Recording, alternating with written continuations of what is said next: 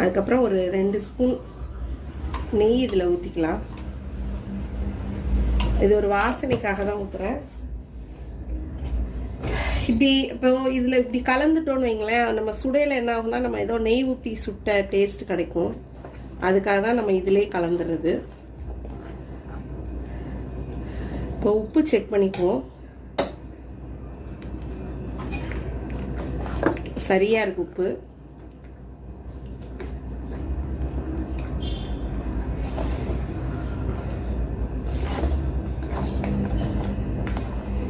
தோசைக்கல்லையும் ஊற்றலாம், அதுக்கப்புறம் இந்த மாதிரி கடாய் வச்சும் ஊற்றலாம்.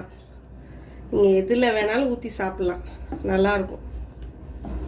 எண்ணெயிலையும் ஊற்றி எடுக்கலாம், அதுவும் நல்லா முறுமுறுன்னு நல்லா புசு புசுன்னு வரும். போண்டாவும் நல்லா வரும். இப்போ நல்லா மிக்ஸ் பண்ணியாச்சு.